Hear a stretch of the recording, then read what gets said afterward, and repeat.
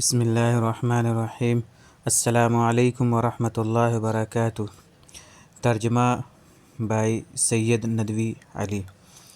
عربی ادب سبق نمبر 4، لیسن نمبر 4۔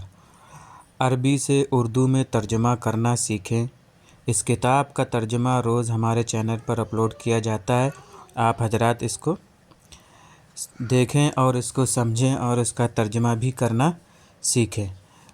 یہ ہمارا www.youtube.com @rali4686 یہ ہمارا یوٹیوب چینل ہے۔ جو نئے ہیں وہ ہمارے یوٹیوب چینل کو سبسکرائب کریں اور بیل آئیکن پریس کریں تاکہ ہمارے تمام ویڈیوز آپ تک بر وقت پہنچ سکیں۔ آئیے اب ترجمہ دیکھتے ہیں کہ ترجمہ کس طریقے سے کیا جاتا ہے اور اس کے الفاظ و معنی کیا ہیں۔ سبق نمبر 4۔ ابراہیم یکسر الاصنام، ابراہیم بتوں کو توڑتے ہیں۔ وجاء یوم عید، جاء آیا، یوم دن، عید کا، عید کا دن آیا۔ ففرح الناس، تو لوگ خوش ہوئے۔ وخرج الناس، اور لوگ نکلے، للعید، عید کے لیے۔ وخرج الاطفال، اور بچے بھی نکلے۔ وخرج والد ابراہیم، اور نکلے ابراہیم کے والد۔ وقال لابراہیم، اور انہوں نے کہا لابراہیم، ابراہیم سے، الا تم تخرجو، کیوں نہیں نکلتے، معنا، ہمارے ساتھ۔ قال ابراہیم، ابراہیم نے کہا، انا سقیم، میں بیمار ہوں۔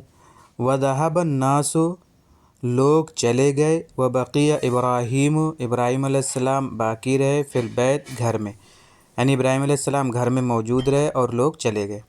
وجاء ابراہیم، ابراہیم آئے، الی الاصنام، بتوں کے پاس۔ وقال، اور انہوں نے کہا، للاصنام، بتوں سے، الا تتکلمون، کیوں تم بات نہیں کرتے، الا تسمعون، کیا تم نہیں سنتے ہو۔ ھذا طعام و شراب، کہ یہ کھانا ہے اور پانی ہے۔ الا تأکلون، تم کیوں نہیں کھاتے ہو۔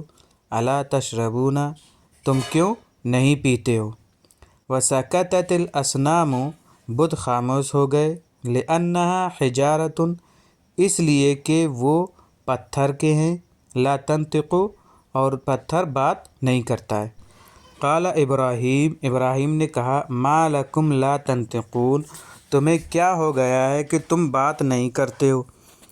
وسکتت الاصنام، بت خاموش رہے۔ وما نطقت، اور نہیں بات کی، نہیں بولے۔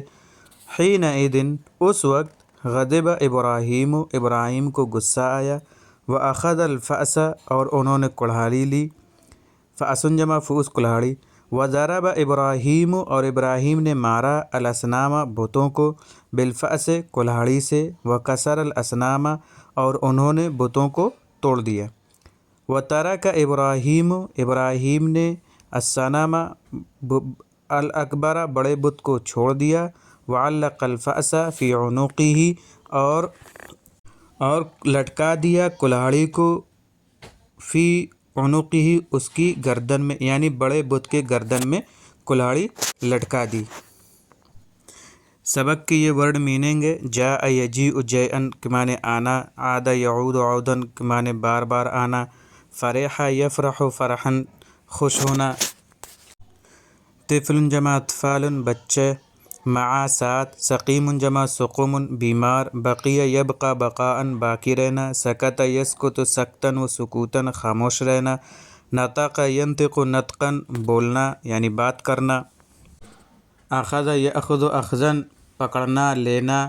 الفأس جمع افؤس و فؤوس، کلہاڑی۔ ضرب یضرب ضرباً، مارنا۔ ترک یترک ترکاً، چھوڑنا۔ علق یعلق تعلیقاً، لٹکانا۔ یہ تھا آج کا ہمارا سبق۔ امید ہے کہ آپ لوگوں کو سمجھ میں آیا ہوگا، اور اس کے ورڈ میننگ بھی ہم نے لکھے، ہم نے ڈسکرپشن میں ورڈ میننگ نہ لکھ کے ہم نے اس طریقے سے لکھ دیے تاکہ اس میں واحد اور جمع اس میں تو واحد اور جمع آ جائے، اور اگر فعل ہے تو ماضی، مضارع اور مصدر آ جائیں اور اس کے معنی آ جائیں۔ السلام علیکم ورحمۃ اللہ وبرکاتہ۔